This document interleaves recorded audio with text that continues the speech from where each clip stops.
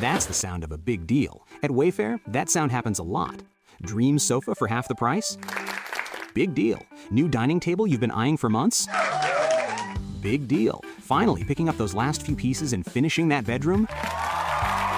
Now that's a really big deal. Whatever your home needs, Wayfair has the selection, the savings, and over millions of 5-star reviews to back it up. Shop Wayfair.com today before someone else snags your big deal. Wayfair, every style, every home. When it comes to creating a mastermind or a digital course or a surfboard or a t-shirt, why should you just get it out there? Well, today's guest is going to tell us just that. Welcome. Okay, here's the question. Serious? How are we dark horses? You know, the ones everyone is betting against, the ones they don't expect to win, place, or even show on the track, and they'll even laugh on us when we talk about trying. How do we show the world our greatness and triumph? Come on. Well, that's the question, and this podcast will give you the answers. Let's go. This is The Dark Horse Entrepreneur. My name is Tracy Brinkman. And push it out. Welcome back to your weekly dose of mastermind and just get it out there learning. I'm your Dark Horse host, Tracy Brinkman, and you, well, that is infinitely more important. You are a driven entrepreneur, a businessman, or you're going to be one very soon. Either way, you're here because you're ready to start, restart, kickstart, or just start leveling up with some great marketing, personal, or business results in order to build that beautiful business of yours into the empire it absolutely deserves to be. All right, big episode today. David Foy is going to be sharing some of his insights about how he created a mastermind for fixed ops. We'll let him get into that. Plus, I'm going to let you in on next episode's guest who's going to tell us all about the importance of the 6 C's. And as per usual, the Dark Horse Corrals are chock full of personal, business, and marketing GOLD spilling from every corner of the Dark Horse Entrepreneur HQ. So let's get to the starting gates and go. My guest today is David Foy. David Foy, in his own podcast, The Fixed Ops Mastermind, asked the question, am I qualified to be here? Well, I think personally the answer is yes, as David has been working in fixed operations since 1987. Now, this is where he started as a technician and began working his way up to the fixed operations director of a 7-store group. David has well over 50,000 hours of experience, and as many of us know, you can call yourself an expert after 10,000 hours of experience. So with that, I think David is an expert 5 times over. All right, well, I want to welcome Dave Foy to the Dark Horse Entrepreneur. Dave, welcome to the show, man. Thank you very much for having me. It's awesome.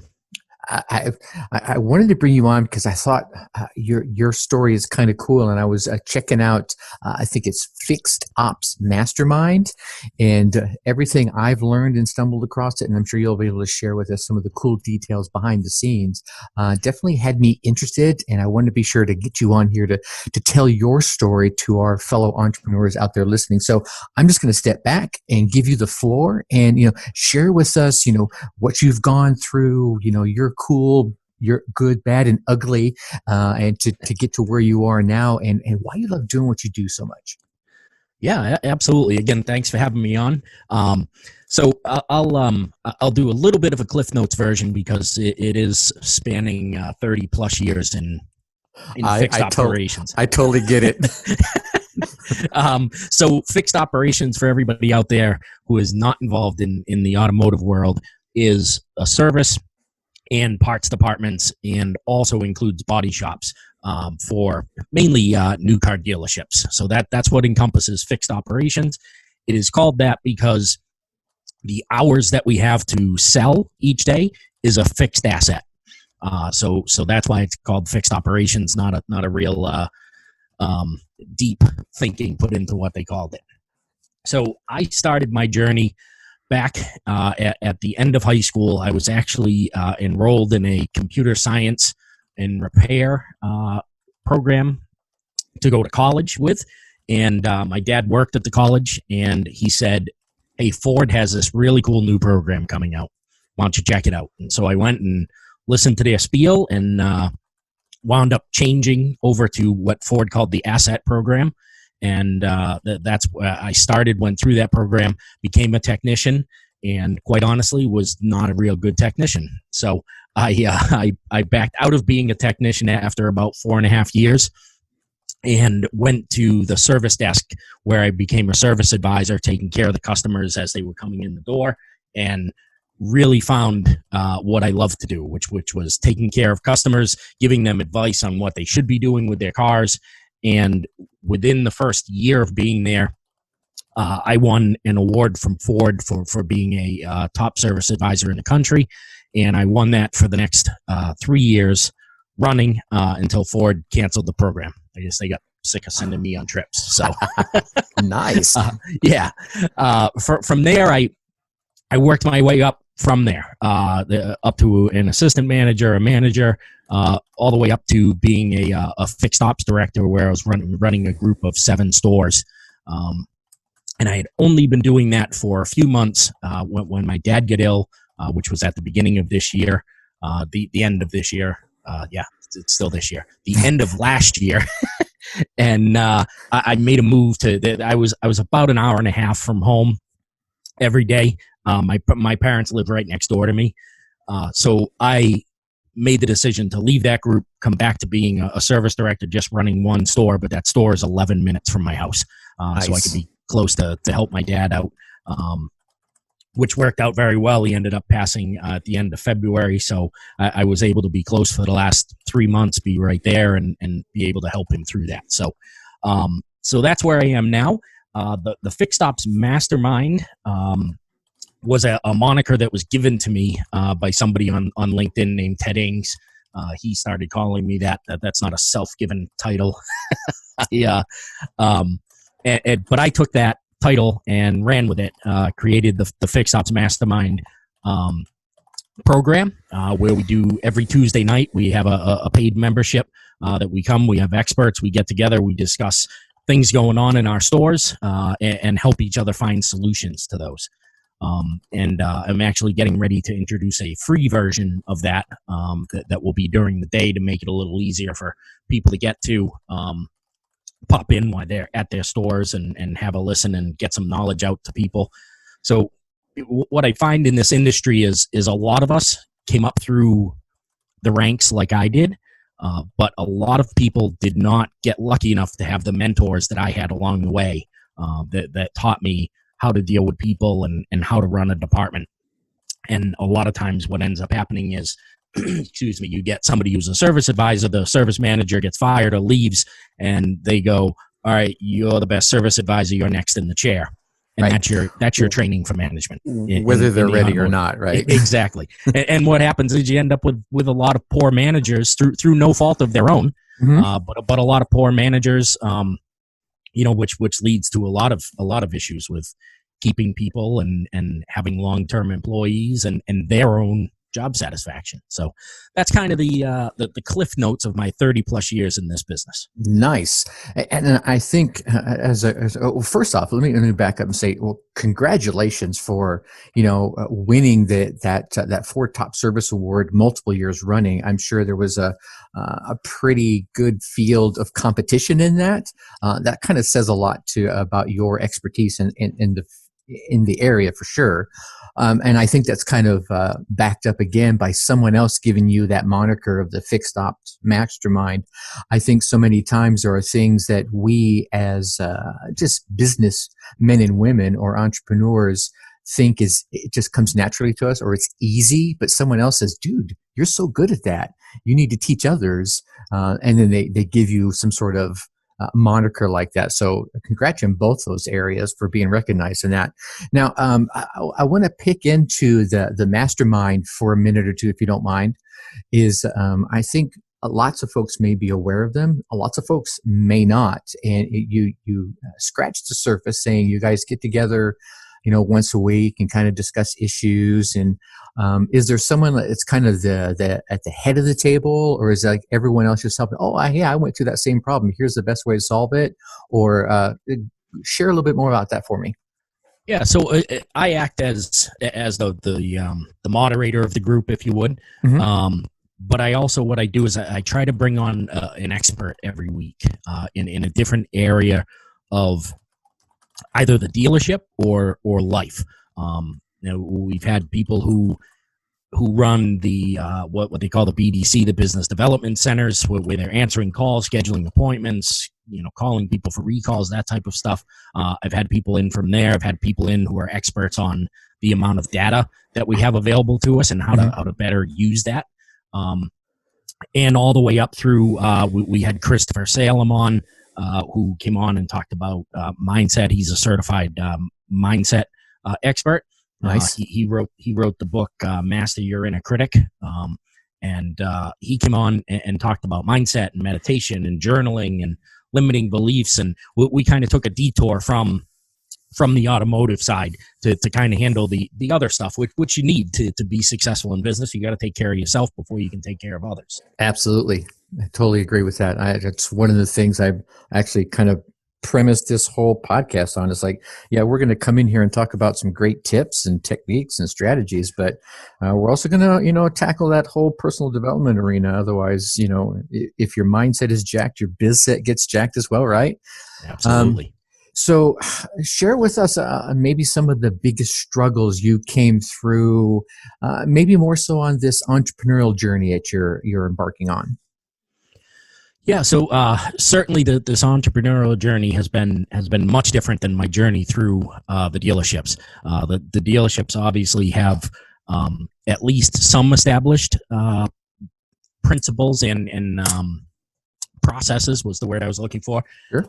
That sometimes you need to tighten up, sometimes you need to create all new processes, but the basic business structure is there.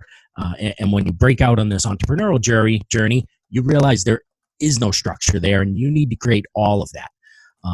For me, I am the creative one, which probably to my automotive friends listening, I don't seem that way because in automotive, I'm a very process-driven person. Sure. But when it comes to actually creating all those processes and things, that's not where I'm terrific. It's easy in the automotive world because I've been doing it for 30 plus years, but to try and get out and create, when I created this mastermind, I had a basic idea of what I thought it would look like in my head, and I was encouraged by Ted Ings, who told me just put it out there. I mean, I had a start date several months away, so I could get it all planned out. And he said, just put it out there. And I was like, I don't know what it's going to do. I don't know what it's going to look like. And he said, it doesn't matter. And honestly, he was completely right, because I put it out there. It looks nothing like what I first envisioned it to be. And there's a recording of our very first session where I laid out what the agenda would be in each week, and we do nothing that's on that agenda from the first time. So the struggles in the entrepreneurial journey for me as a creative are being able to keep myself engaged in building those processes, and getting your emails set up and getting those written, and being prepared to do the stuff behind the scenes, and not just the creative stuff. Nice. I stole a couple of gems inside there. One is that whole just get it out there, right? And I'm going to use the moniker of imperfect action. So many times we all get bogged down in the, all right, here's what I got to do: step 1, 2, and 3, and 5, and 18, and 27, and 47. Okay, cool. I'm finally at 49. One more to go, and you're like, dude, just put it out there. And that.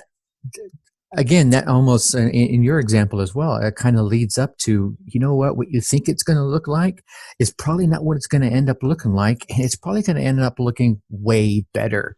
And you don't know that until you get it out there. Right? Yeah, the done is better than perfect. I don't know who to attribute that quote to, but it's absolutely correct. Well, today we'll attribute it to you, Dave. Thanks. No, but that's so right, and I think that's one of the other big losses is so many folks say, this is the vision I have, and you put it out there, and sometimes folks trip over their own feet trying to force the vision when other people are going, oh, I think that's a great idea. I want to be a part of it. What about this? And they're like, no, I want it to be like this, right? Right. Yeah, and I can tell you, I mean, my vision for what I wanted it to look like and my vision of what I wanted it to accomplish were two different things. And the vision of what I wanted it to accomplish, which was to be able to help younger managers and advisors coming up through the system, or even technicians who wanted to move into advisor, manager, director positions. I wanted to be able to help them. And that vision still remains. But honestly, that vision has now turned into the mastermind is really a group of leaders within the dealerships, and even within some vendors that come and and learn about fixed ops. But that vision still remains, because now these managers and directors are learning all these other skills to be able to help their people and raise them to a new level. So the vision of what I thought it would look like is completely different than what it is now. But I am getting that effect of what you just alluded to, which was people are saying, wow, we really like this. We want to be a part of this. And I've had some sessions where I've brought on an expert where I was like, okay, I think this person's pretty interesting, but I'm not sure how the group is going to receive it, and not sure if it's going to be, boring to them. Mm-hmm. And those seem to be the sessions where at the end of it, people are like, wow, that was amazing.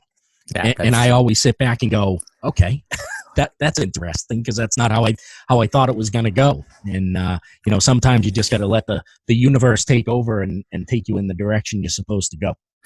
I hear you there. I think one of the greatest things we can all do is I usually say something like, listen to the market, in which case your market would be the participants of your mastermind, right?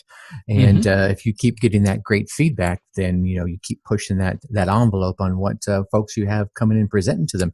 Heck, they'll probably even get to the point where they're like, telling you, hey, what about this person? And what about that person? And next thing you know, they're helping you pick the speakers for you. You're now listening to the Dark Horse Entrepreneur Podcast. Right, absolutely, and that is starting to happen. There's people who are, starting to send me messages and saying, "Hey, what about? Have you ever heard of this person? They're an expert in parts, or they're an expert in whatever it is," and starting to reach out with other names of people who could come on and help us. That's cool. Let me do a quick little sidebar here. Something you might not have considered is, so if any of the folks, any of our entrepreneurial folks that are listening wanted to kick off their own mastermind, right? What kind of advice would you share with them? Well, let's go back to what we said a few minutes ago, which is done is better than perfect, right? Don't be afraid to just get it out there. I mean, there's so many tools that are easy to use and many times free to use. And if you use Zoom, which is what I use for my masterminds, you can get a free download of Zoom. It costs you nothing each month, and you can get a group of people together to talk about whatever industry it is that you're in. I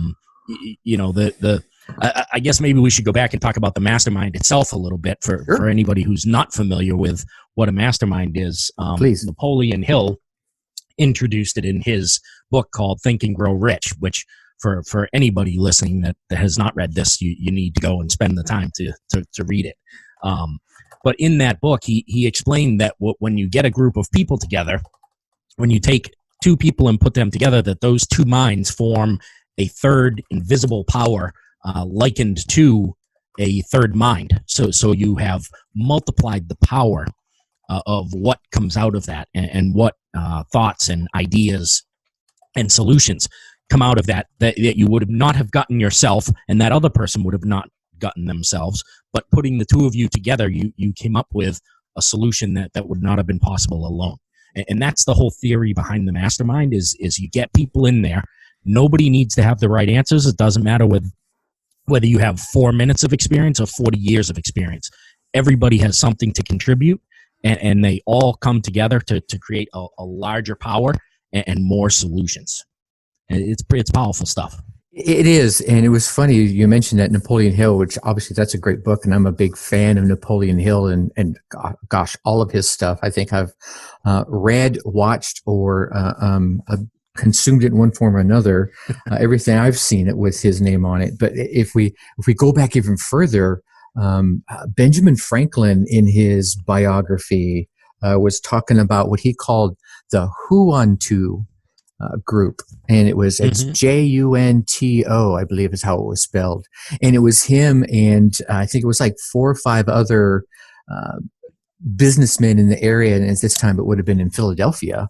Some would be names that you would recognize, some that you wouldn't recognize, would not recognize, but they were doing the same thing. And like you said, they would come together, and at each one of the meetings, one person was going to give some sort of presentation, whatever he wanted to give about, but they were all there to share thoughts, concerns, and ideas, and banter them about. And everyone was supposed to give input on whatever the other people are talking about. And those that didn't participate obviously didn't get as much out of it. And he was even so harsh as to say those that didn't participate were asked to leave. Because right, if you got you got someone there and they're not doing anything, when you're not helping them and they're not helping you, so really, what's their purpose? It's been around a long time, and I really like the analogy you gave about the group of minds creating I'm going to use my words, one more powerful mind. It's like whenever we go through brainstorming sessions, right? I give you I say something, and that tickles your mind, and you say, "Oh, well, what about that?" And all of a sudden, Jane goes, "Oh, wow, well, what about this?" And if you got 4 or 5 people in a room, by the time everyone has said their thought of the idea, you've come around to something that nobody by themselves would have come up with, and that's a huge advantage of masterminds. Yeah, absolutely. And Napoleon Hill obviously gave it the name of the mastermind. Yeah. But you're right, it's been around much longer than that. I mean, you can go all the way back to King Arthur and the Knights of the Round Table. That was a form of a mastermind also. Absolutely. No, it's great. I mean, heck, if we're going to go back, you can go back to the Greeks, right? When they were all getting together and they were, doing debates and having chats. That was their version of a mastermind. And so the power of this has been around since, man has been speaking, I think. Yes. Yep. Absolutely. And probably before that, they just expressed it differently, but. Exactly. I think one of the keys when it comes to a mastermind is to have some sort of focus. And I guess in your instance, you guys are all, fixed ops focused in one form or another, while you're bringing in other folks that are speaking on other topics to, further grow their mindset and their business acumen. But certainly you all have that one focus. Yes, and certainly we do focus on fixed ops. Like I said, with the vision being that we're going to help younger people coming up in this, and by younger I don't necessarily mean by age, but by experience in the business. Absolutely. But with that being the vision, that we're trying to help them and elevate them and get them the skills that they need so they don't become the next manager that gets plopped into the seat with no training. That's why we kind of veer off from just talking about parts and service and all that kind of stuff, which can sometimes be pretty boring, but in the end, it's the service department is selling, so the sales involved. We're managing people, and you can take those skills to any industry. It doesn't matter that we happen to be dealing with cars, and in fact, I say all the time that we're not servicing cars there; we're servicing people. They just happen to bring a car to us. It could be anything that they bring. They could bring a VCR, the DVD player. I'm showing my age to us. It doesn't matter. It doesn't matter what the equipment or what the thing is that needs service. It's really the customer that you're taking care of, and that's why we're trying to make sure we keep the focus on getting people the training they need to be able to be a high functioning people server. Absolutely. And therein lies another gem. And I think that applies to any entrepreneur listening, or anyone, period, is that you're not servicing X, you're actually servicing people. And I think the more people that absorb that mindset will start stepping up their game a lot faster. Yes, absolutely. All right. So Let's do another side one. You've been obviously 30 years in the automotive fixed ops business. You got your cutting your entrepreneurial teeth. What's your top tip for entrepreneurs? My top tip for entrepreneurs would be to get rid of any imposter syndrome that you're holding on to. That has been probably the biggest thing for me as I started to step into this moniker that was handed to me as the Fixed Ops Mastermind. Was, I looked around and said, yeah, I don't know as much as Jim Smith. I don't know as much as Bob Jones. You really have to get rid of those limiting beliefs and get rid of that imposter syndrome to think that, yeah, okay, I'm doing a good job, but not nearly as good a job as somebody else. That does not mean that you don't have value in the marketplace and that you can't help other people. Most times you're going to find that, obviously, as human beings, we tend to the negative. And you're going to find a lot more than you really think about the subject that you're working to it. So that would be my top tip. Eliminate your limiting beliefs and eliminate as much as possible your imposter syndrome. Hey, man, I really like that one. There's so many times that people have such vast amounts of knowledge to share, and they're like, because maybe it's just because it's so easy to them that they think it's easy for everyone else. And you're like, no, I didn't know that. You got to share that with me. Excellent. So when you were kicking off your mastermind and getting the ball rolling, anyone out there maybe kicking off some sort of venture or restarting their venture, as we like to say around here, is kickstart, restart, or just start leveling up. What kind of marketing did you do did you have struggles marketing this to your folks, or what marketing tips could you give for some new idea? Yeah, so for me, because of the industry that I was in, a lot of my members and my target audience are on LinkedIn. So that was the first thing that I looked at was, where do they gather? They gather on LinkedIn for most of the people that I was looking for. And at first that was a little more difficult because I was looking for technicians, for service advisors, and there's not as many of those on LinkedIn. But obviously I could get to the people who were that they were working for. And that's how this has turned out. As I said, this has turned out to be more of a leaders mastermind who is then bringing it back to their teams as opposed to the team being on the calls. And so most of my marketing was done through LinkedIn. I've since gone and I have some stuff on Facebook and Instagram as well, but still most of my marketing is done through LinkedIn because that's where my audience spends most of their time when they're not working. So let me make sure I heard that right. So obviously, as everyone knows, you want to go where your target market is at, right? Whatever your target market is, and yours in this case is in LinkedIn. But what I heard you say briefly in there is that you were thinking more at the tech level, but it turns out it ended up being more at the leadership level. Yeah. So originally, I wanted to get to technicians who wanted to learn how to be managers, advisors who wanted to learn how to be managers. And like I said, it turned out more to be the people who were managers and directors wanting to learn how to be better managers and directors to then help their teams, their advisors and their technicians to make those transitions into it being a technician to an advisor to a manager. And so that target audience is still there, but I had to get to them through the leaders that hang out on LinkedIn. Gotcha. So it almost comes back to getting it out there, because it might be more than your vision. Your vision was techs, and you find out it's really these guys through these guys to get to those guys. Is that right? Yeah, absolutely. Had I waited to get enough members that were advisors and technicians, I probably still would have not have launched, and I launched in June of 2000 or June or July of 2018. So we were 2019. We've crossed over a year being out there now, and I probably wouldn't have launched yet because I wouldn't have had enough of those people. It was too difficult to find a place where they gather. Mm-hmm.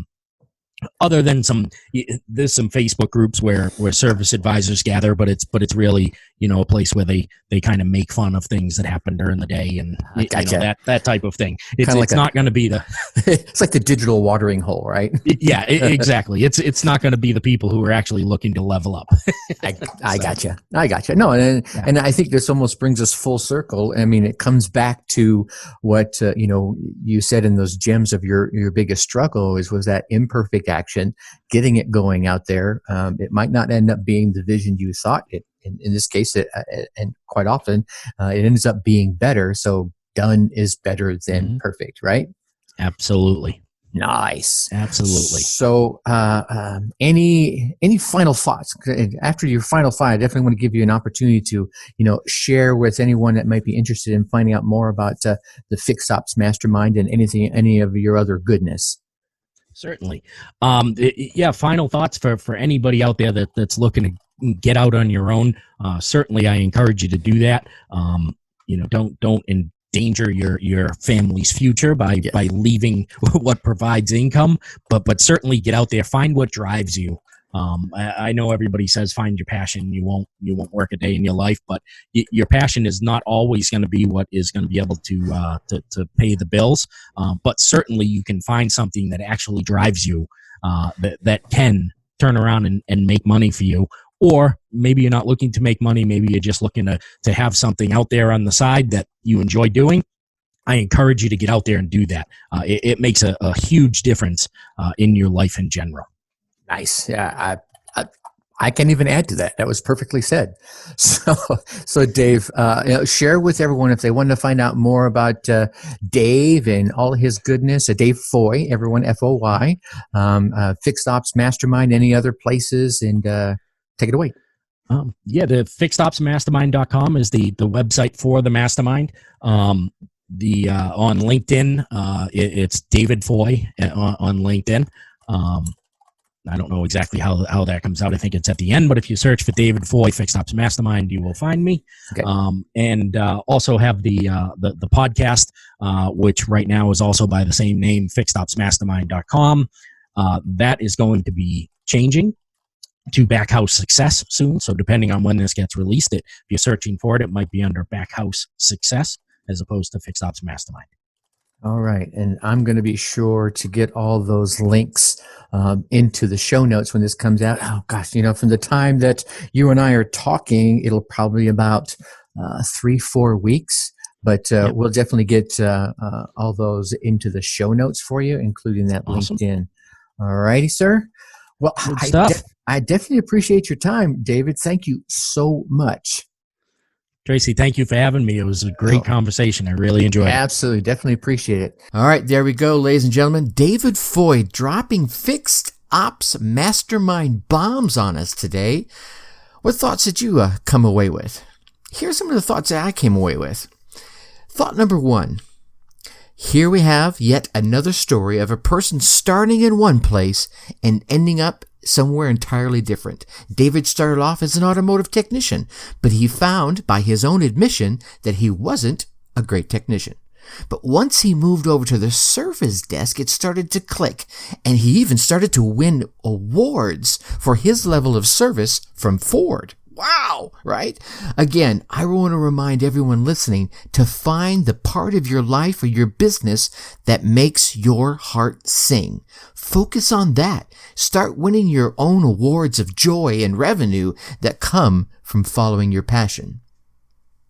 Thought number 2, David took on that moniker of the Fixed Ops Mastermind that was given to him. It was given to him by someone else, but he took it and he ran with it. I mean, he went out there and he started a paid membership mastermind of like-minded folks. And in his case, it was a group of folks that worked in the same field. And when they got together to discuss the issues that they were facing in their businesses. And he created this mastermind really to fill that void of those up and coming folks that were going to become managers. But that weren't getting the same level of training and mentorship that he had gotten as he came up. Well, and what he did in doing this is he created this win-win across the board. So the question I'll have for you is, what kind of mastermind should you be a part of, or could you create for your clients and your customers that would be of a huge benefit for them, right? Bringing them that next level of value that they would be oh so willing to pay for. Thought number 3. Now, while David ran the mastermind group, he realized he did not have all the answers. So, much like this podcast, he brought on different people from different areas to speak on their expertise, and that way everyone could learn from these experts and increase their knowledge base and skill sets along the way, including himself.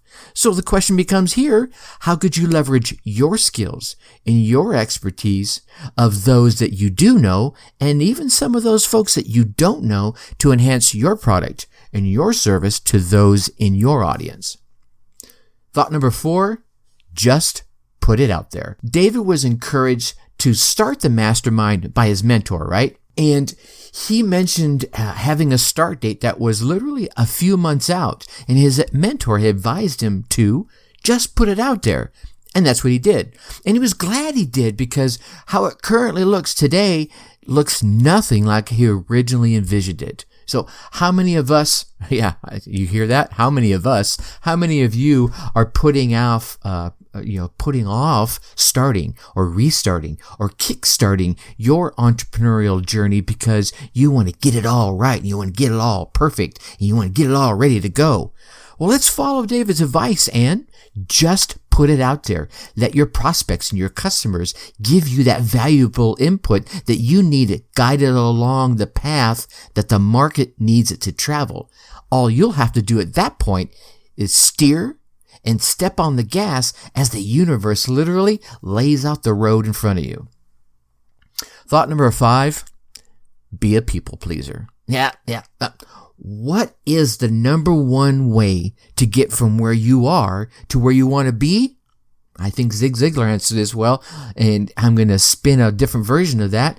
You're going to get there by helping enough others get from where they are to where they want to be.